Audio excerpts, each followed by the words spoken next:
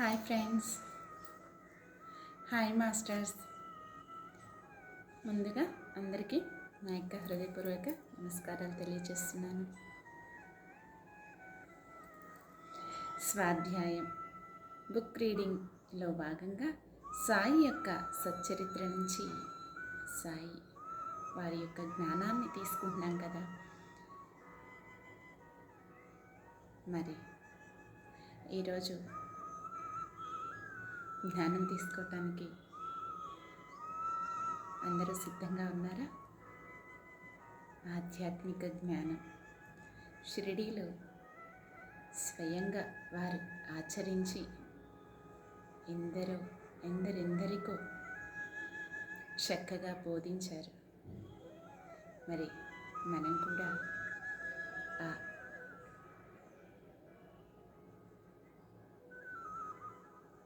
జ్ఞానాన్ని తీసుకోవడానికి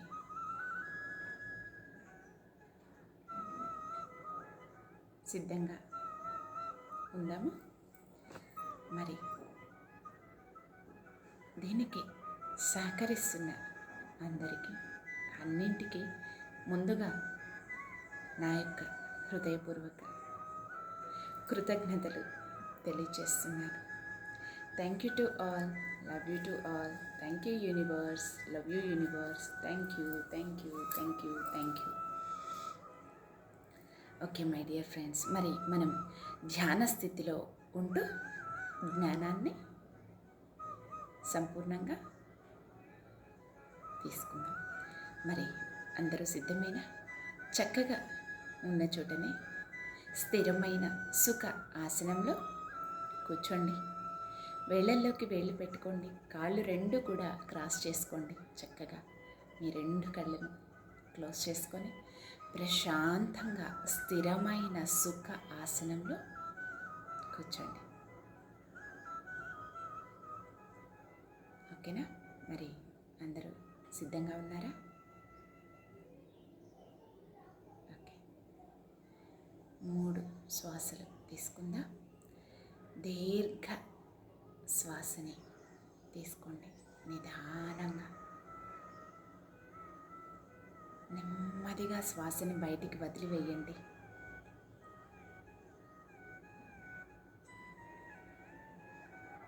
మరొక్కసారి దీర్ఘ శ్వాసని తీసుకోండి.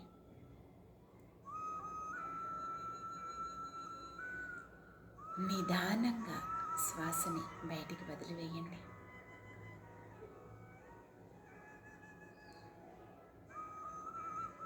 ఇంకొకసారి దీర్ఘ శ్వాసను తీసుకోండి.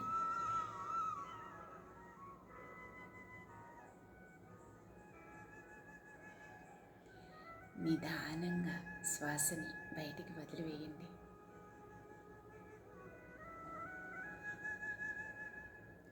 సహజంగా జరిగే శ్వాసని గమనిస్తూ శ్వాసతో అనుసంధానమవుతూ మీ అంతరంగంలోనికి ప్రయాణించండి. My dear masters and my dear friends, ఎరుకతో ఉండండి.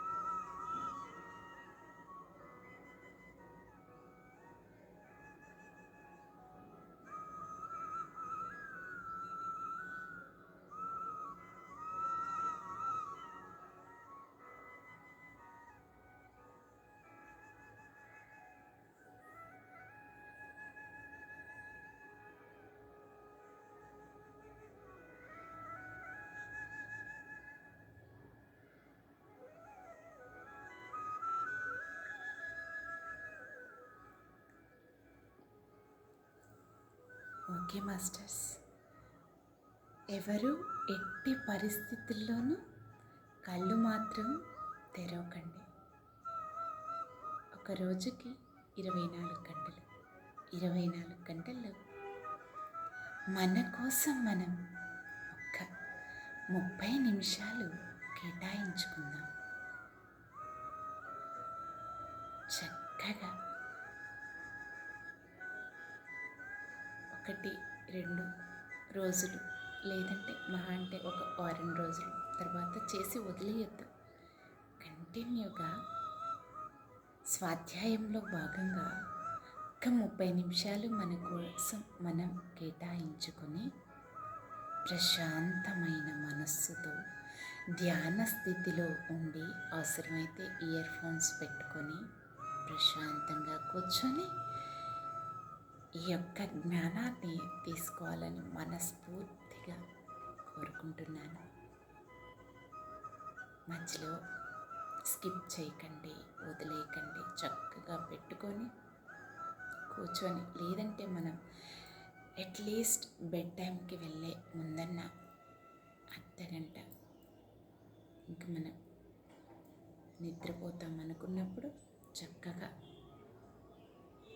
ఇది హెడ్సెట్ పెట్టుకొని వింటూ చక్కగా ధ్యాన స్థితిలో ఉండి విని తర్వాత నిద్రపోవటానికి ప్రయత్నించండి. ఎంత చక్కగా ఉంటుందో, ఎంత ప్రశాంతంగా ఉంటుందో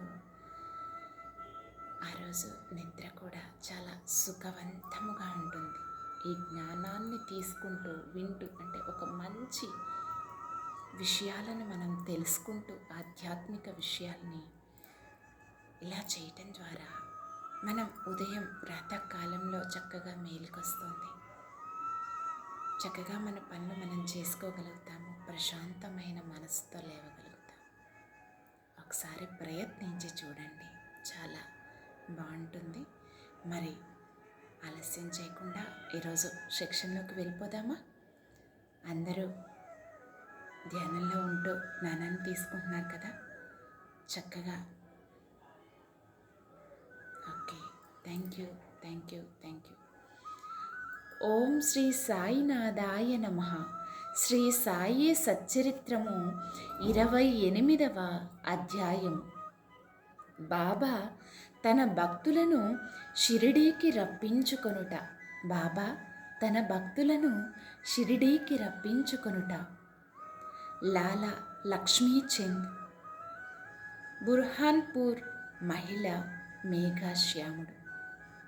ఈరోజు ఈ టాపిక్స్ మీద జ్ఞానాన్ని తీసుకుంటున్నాం, my dear friends and my dear masters. Baba తన భక్తులను షిరిడీకి రప్పించుట.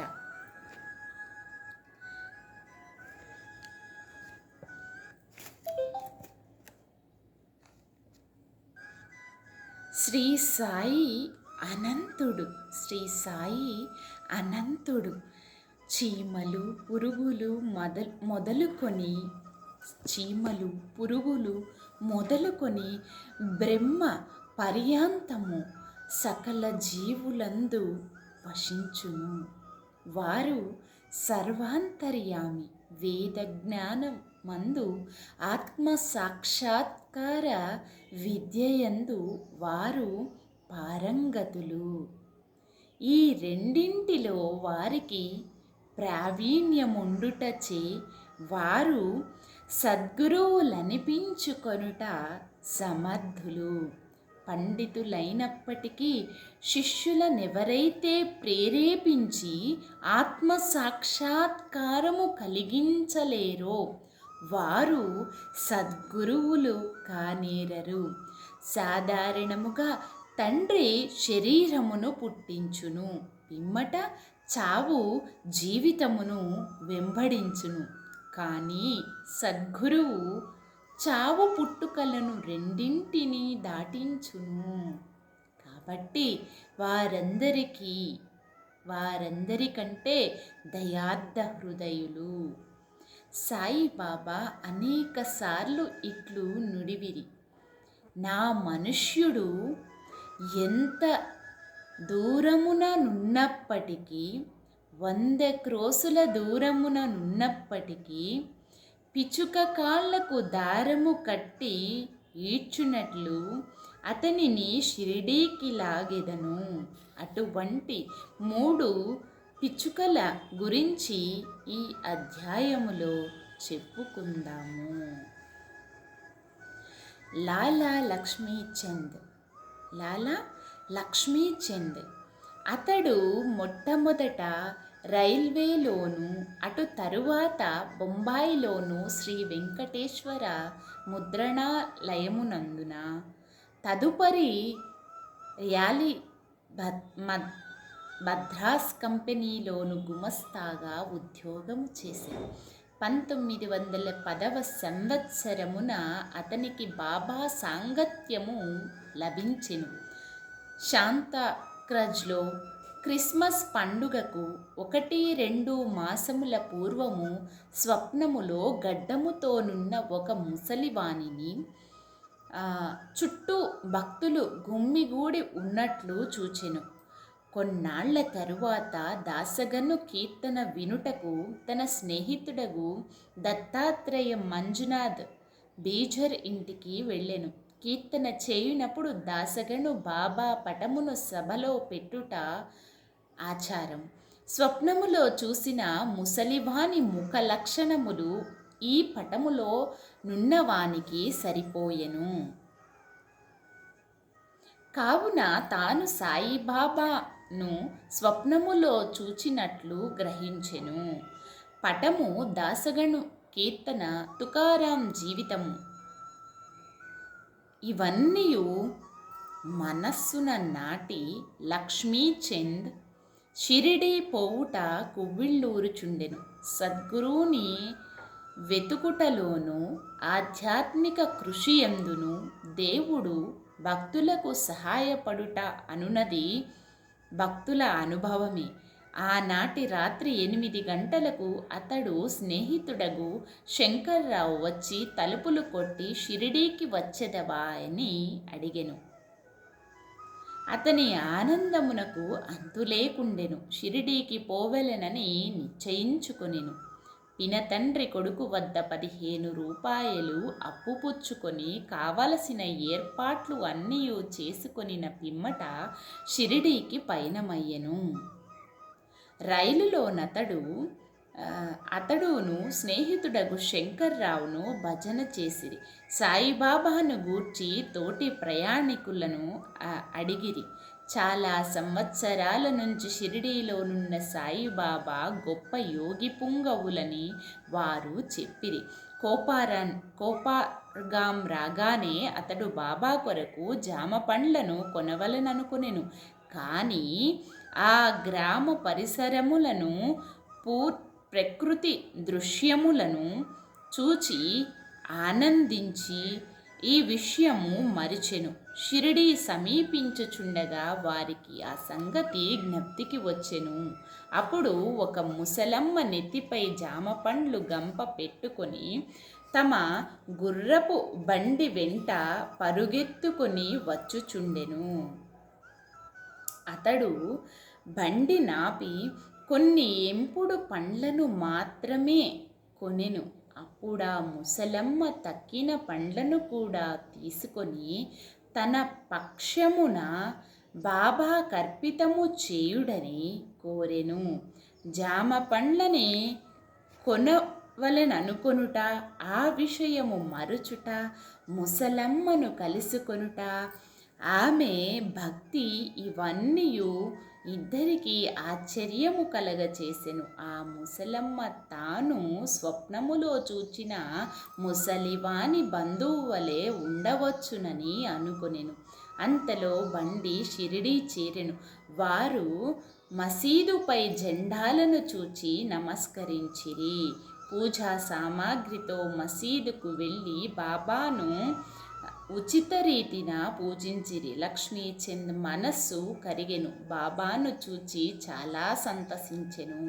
సువాసన గల తామర పువ్వులను భ్రమరము చూచి సంతసించునటులు బాబా పాదములు చూచి సంతసించెను. అప్పుడు బాబా ఇట్లు అనెను, టక్కరివాడు దారిలో భజన చేయును, నన్ను గూర్చి ఇతరులను విచారించుచుండెను. ఇతరులను అడగనేలా, మన కండ్లతోడ సమస్తము చూడవలెను. ఇతరులను అడగవలసిన అవసరం ఏమి? నీ స్వప్నము నిజమైనది కదా, నిజమైనదా కాదా అనున్నది ఆలోచించుము. మార్వాడి వద్ద 15 రూపాయలు అప్పు తీసుకొని దర్శనము చెయ్యవలసిన అవసరమేమి? హృదయములోని కోరిక ఇప్పుడైనా నెరవేరినదా? హృదయములోని కోరిక ఇప్పుడైనా నెరవేరినదా? ఈ మాటలు విని బాబా సర్వజ్ఞతత్వమును బాబా యొక్క సర్వజ్ఞతత్వమునకు లక్ష్మీచంద్ ఆశ్చర్యపడెను. బాబాకి సంగతులన్నీ ఎట్లు తెలిసినవి? అతడు ఆశ్చర్యపడెను. ఇందులో ముఖ్యముగా గమనింపదగినది బాబా దర్శనము కొరకు కానీ, సెలవు రోజు అనగా పండగ దినము గడుపుటకు కానీ, తీర్థయాత్రకు పోవుటకు కానీ అప్పు చెయ్యరాదని బాబా అభిప్రాయము. సాంజ ఉప్మా. మధ్యాహ్న భోజనమునకు కూర్చున్నప్పుడు లక్ష్మీచంద్కు ఒక భక్తుడు సాంజాను ప్రసాదముగా నిచ్చెను. అది తిని లక్ష్మీచంద్ సంతసించెను. ఆ మరుసటి దినము కూడా దాన్ని ఆశించెను. కానీ ఎవ్వరూనూ సాంజా తేలేదు. అతడు సాంజాకై కనిపెట్టుకొని ఉండెను. 3వ రోజు హారతి సమయం యందు బాబాసాహెబ్ జోగ్ ఏమి నైవేద్యము తీసుకుని రావాలని బాబాను అడిగెను. సాంజా తీసుకుని రమ్మని బాబా చెప్పెను. భక్తులు 2 కుండల నిండా సాంజా తెచ్చిరి. లక్ష్మీచంద్ చాలా ఆకలిగా నుండెను. అతని వీపు నొప్పిగా నుండెను. బాబా ఇట్లు అనెను, నీవు ఆకలితో నుండుట మేలైనది. కావలసినంత సాంజా తినుము. నీ వీపు నొప్పికి ఏదైనా ఔషధము తీసుకొనుము. బాబా తన మనస్సును కనుగొనెనని లక్ష్మీచంద్ 2వసారి ఆశ్చర్యపడెను. బాబా ఎంత సర్వజ్ఞుడు!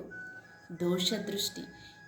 ఆ సమయముననే లక్ష్మీచంద్ చావడి ఉత్సవమును చూచెను. అప్పుడు బాబా దగ్గుచే బాధపడుచుండెను.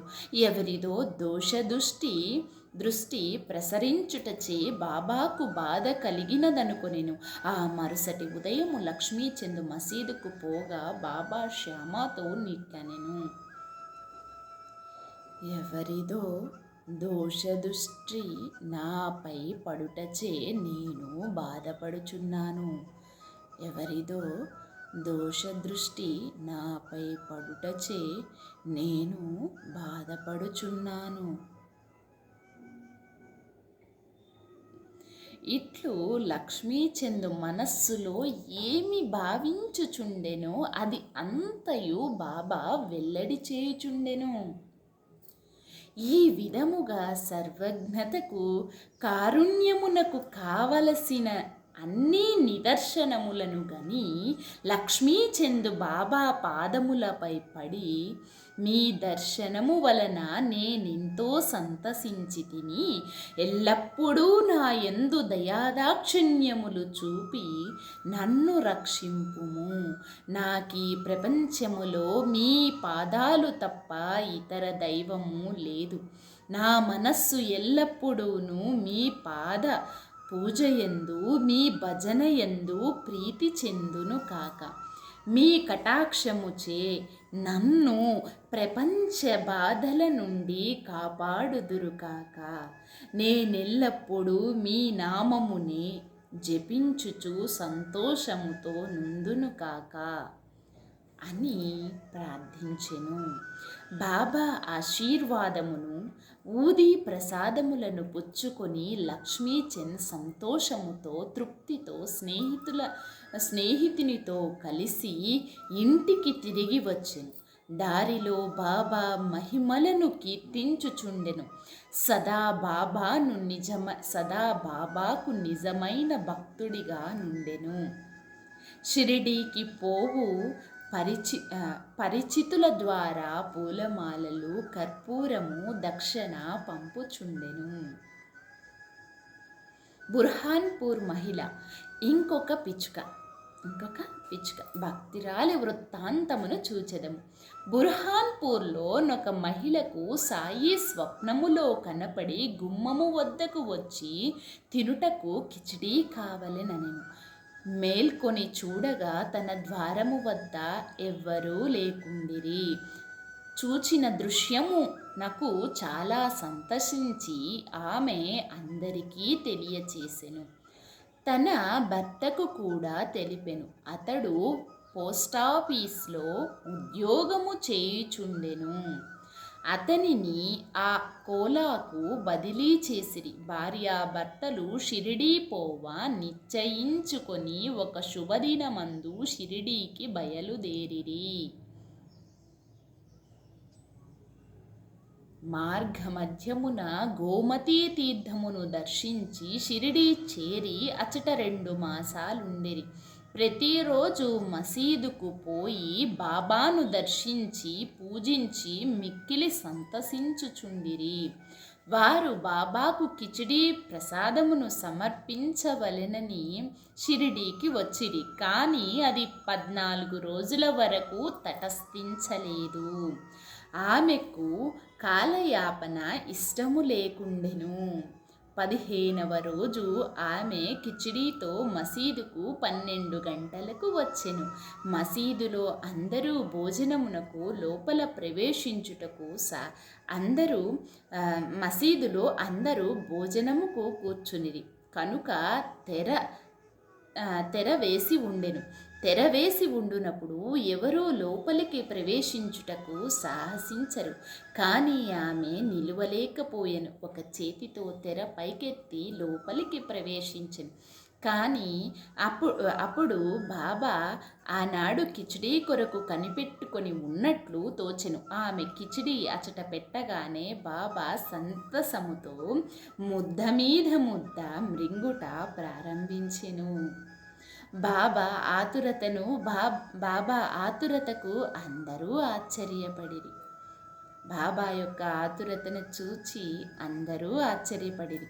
ఈ కిచిడీ కథను విన్నవారు బాబాకు తన భక్తులపై అసాధారణ ప్రేమ ఉండుననుటను విశ్వసించిరి. మేఘశ్యాముడు. ఇక అన్నింటికంటే పెద్దదైన 3వ పిచ్చుక గురించి వినుడు. విరంగాం నివాసియగు మేఘశ్యాముడు హరి వినాయక సాటే గారి వంట బ్రాహ్మణుడు. అతడు అమాయకుడైన చదువురాని శివభక్తుడు. ఎల్లప్పుడూ శివ పంచాక్షరి ఓం నమః శివాయ జపించువాడు. అతనికి సంధ్యావందనము కానీ గాయత్రి మంత్రము కానీ తెలియకుండెను. సాటేగారికి వీని యందు శ్రద్ధ కలిగి గాయత్రి మంత్రముతో సంధ్యావందనము నేర్పించిరి. సాయిబాబా శివుని అవతారమని సాటే అతనికి బోధించి షిరిడీకి ప్రయాణము చేయించెను. బ్రోచి స్టేషన్ వద్ద సాయిబాబా మహమ్మదీయుడని ఎవరో చెప్పగా అతని మనస్సు కలవరపడి తనను అచటకు పంపవద్దని యజమానిని వేడుకొనెను. కానీ ఆ యజమాని మేగుడు షిరిడీకి పోయి తీరవలెనని నిశ్చయించి అతనికి ఒక పరిచయపు ఉత్తరము షిరిడీకి వ్రాసి తన మామగారగు దాదా కేల్కర్కు వ్రాసి సాయిబాబాతో పరిచయము కలగచెయ్యవలెనని ఇచ్చెను. షిరిడీ చేరి మసీదుకు పోగా బాబా కోపించి అతనిని లోపలికి రానియక, ఈ విధవను తన్ని తరిమివేయుడు అని గర్జించి మేగునితో ఇట్లనెను, నీవు గొప్ప జాతి బ్రాహ్మణుడవు, నేనా తక్కువ జాతి మహమ్మదీయుడను.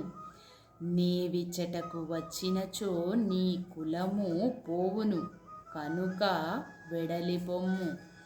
ఈ మాటలు విని మేగుడు వణకనారంభించెను. అతడు తన మనస్సులోనున్న విషయములు బాబాకెట్లు తెలిసినని ఆశ్చర్యపడెను. కొన్ని దినములు అచటనే ఉండి తనకు తోచినట్లు బాబాను సేవించుచుండెను. కానీ అతడు సంతృప్తి చెందలేదు. తరువాత తన ఇంటికి పోయెను. అక్కడి నుండి త్రయంబక్, నాసిక్ జిల్లా పోయి అచట 1 సంవత్సరము 6 మాసములుండెను. తిరిగి షిరిడీకి వచ్చెను. ఈసారి దాదా కేల్కర్ కల్పించుకొనుటచే అతడు మసీదులో ప్రవేశించుటకు షిరిడీలో నుండుటకు బాబా సమ్మతించెను. మేఘశ్యామునకు బాబా ఉపదేశము ద్వారా సహాయము చెయ్యలేదు. అతని మనస్సులోనే మార్పు కలగజేయుచు చాలా మేలు చేసెను. అప్పటి నుంచి అతడు సాయిబాబాను శివుని అవతారముగా భావించుచుండెను. శివుని అర్చనకు బిల్వపత్రి కావలెను. మేగుడు ప్రతిరోజు మైళ్ళ కొలది నడిచి పత్రిని తెచ్చి బాబాను పూజించుచుండెను. గ్రామములోనున్న దేవతలనందరినీ పూజించిన పిమ్మట మసీదుకు వచ్చి బాబా గద్దెకు నమస్కరించి పిదప బాబాను పూజించుచుండెను. కొంతసేపు వారి పాదముల నొత్తిన పిమ్మట బాబా పాదతీర్థమును త్రాగుచుండేడివాడు. ఒకనాడు ఖండోబా మందిరము వాకిలి మూసి ఉండుటచే ఖండోబా దేవుని పూజింపక మసీదుకు వచ్చెను. బాబా అతని పూజను అంగీకరించక తిరిగి పంపివేసెను. ఖండోబా మందిరము వాకిలి తెరిచి ఉన్నదని చెప్పెను. మేఘశ్యాముడు మందిరమునకు పోయెను.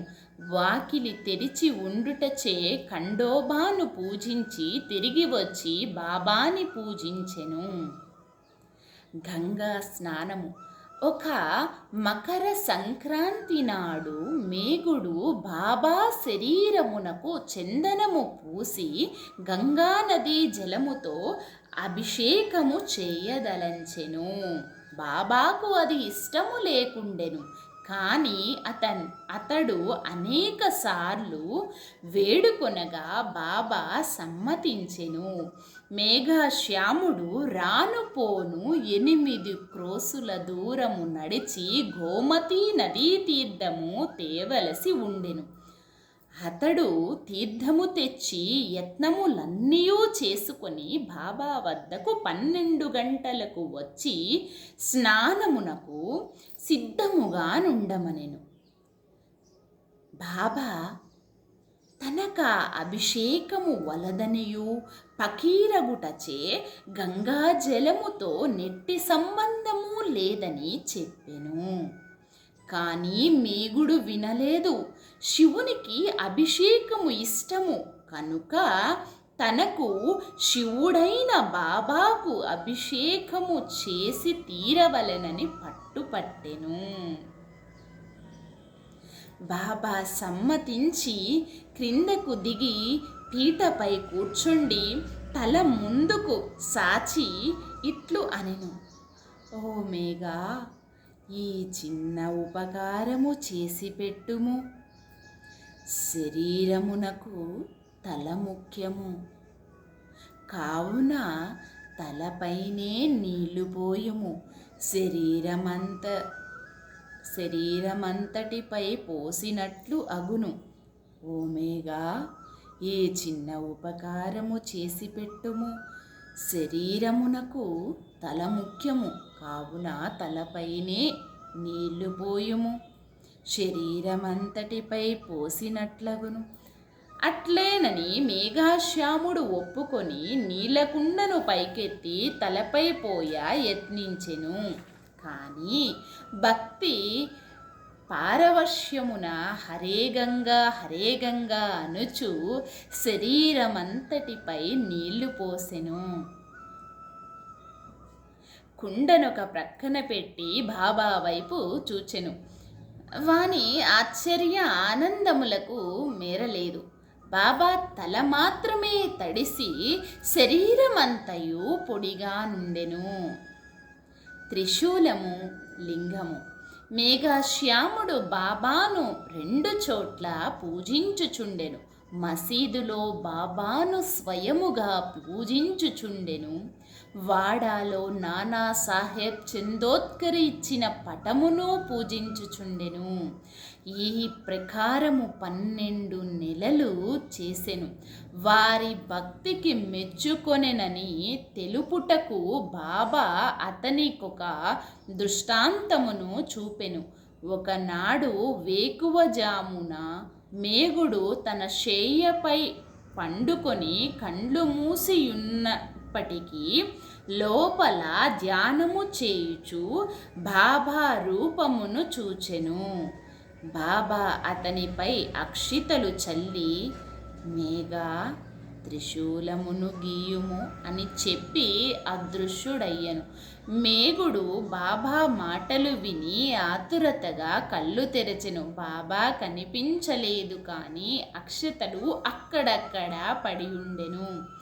బాబా వద్దకు పోయి చూచిన దృశ్యమును గూర్చి చెప్పి త్రిశూలమును గీయుటకు ఆజ్ఞనిమ్మనెను. బాబా ఇట్లనెను, నా మాటలు వినలేదా? త్రిశూలమును గీయమంటిని. అది దృశ్యము కాదు, స్వయముగా వచ్చి నేనే చెప్పి తిని. నా మాటలు పొల్లు కావు, అర్థవంతములు. మేఘుడిట్లు పలికెను, మీరు నన్ను లేపినట్లు భావించి తిని. తలుపులన్నీయూ వేసి ఉండుటచే అది దృశ్యమనుకుంటిని. బాబా తిరిగి ఇట్లు జవాబు ఇచ్చెను, ప్రవేశించుటకు నాకు వాకిలి అవసరము లేదు, నాకు రూపము లేదు, నేనన్నీ చోట్ల నివసించుచున్నాను. ఎవరైతే నన్నే నమ్మి నా ధ్యానమునందే మునిగి ఉందురో వారి పనులన్నీ సూత్రధారినై నేనే నడిపించెదను. మేఘుడు వాడాకు తిరిగి వచ్చి బాబా పటము వద్ద గోడపై త్రిశూలమును ఎర్ర రంగుతో గీసెను. ఆ మరుసటి దినము ఒక రామదాసి భక్తుడు పూనా నుంచి వచ్చి బాబాకు నమస్కరించి ఒక లింగమును సమర్పించెను. అప్పుడే మేఘుడు కూడా అచటకు వచ్చెను. బాబా ఇట్లనెను, చూడు, శంకరుడు వచ్చినాడు, జాగ్రత్తగా పూజింపుము. మేఘుడు త్రిశూలమును గీసిన వెంటనే లింగము వచ్చుట చూచి ఆశ్చర్యపడెను. వాడాలో కాకా సాహెబ్ దీక్షిత్ స్నానము చేసి సాయిని తలచుకొనుచుండగా తన మనోదృష్టి ఎందు లింగము వచ్చుట గాంచెను. అతడు ఆశ్చర్యపడుచుండగా మేఘశ్యాముడు వచ్చి బాబా తనకు లింగము కానుకగా నిచ్చెనని చూచెను. దీక్షిత్ దానిని చూచి సరిగ్గా తన ధ్యానములో కనపడిన దాని వలె నున్నదని సంతసించెను. కొద్ది రోజులలో త్రిశూలమును వ్రాయిట పూర్తి కాగా బాబా మేఘశ్యాముడు పూజ చేయుచున్న పెద్ద పటము వద్ద లింగమును ప్రతిష్ఠించెను. మేఘశ్యామునకు శివుని పూజించుట చాలా ప్రీతి కనుక త్రిశూలమును వ్రాయించి లింగమును ప్రతిష్ఠించుట ద్వారా బాబా వాని యందుండు నమ్మకమును స్థిరపరచెను. అనేక సంవత్సరములు బాబా సేవ చేసి అనగా పూజ, మధ్యాహ్న సాయంకాల హారతి సేవలు చేసి తుదకు 1912లో మేఘశ్యాముడు కాలము నొందెను. బాబా వాని కళేబరముపై చేతులు చాచి ఇతడు నా నిజమైన భక్తుడు అనెను.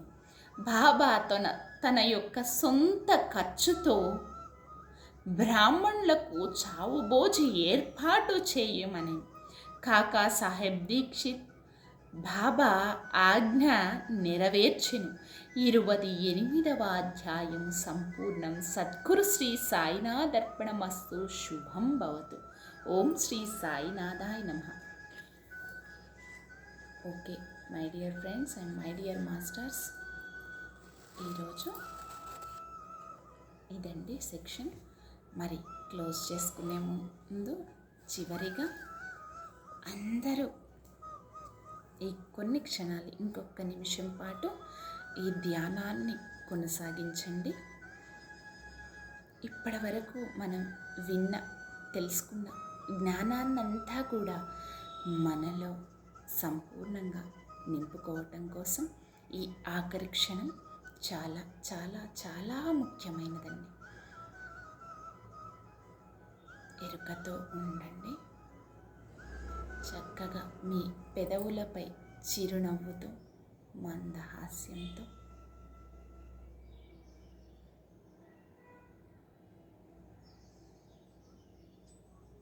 శ్వాసతో అనుసంధానం అవ్వండి.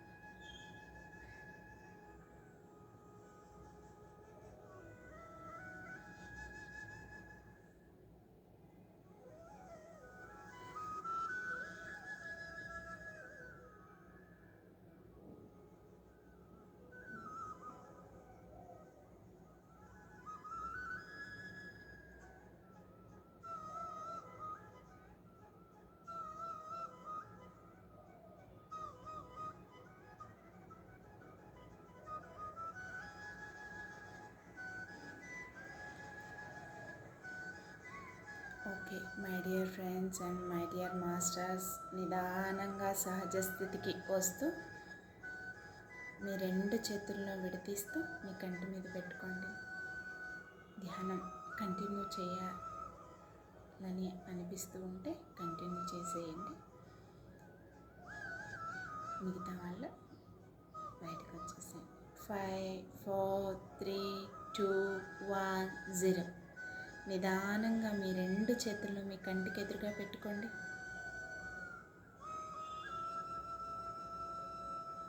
కళ్ళను నిదానంగా కళ్ళను ఓపెన్ చేయండి.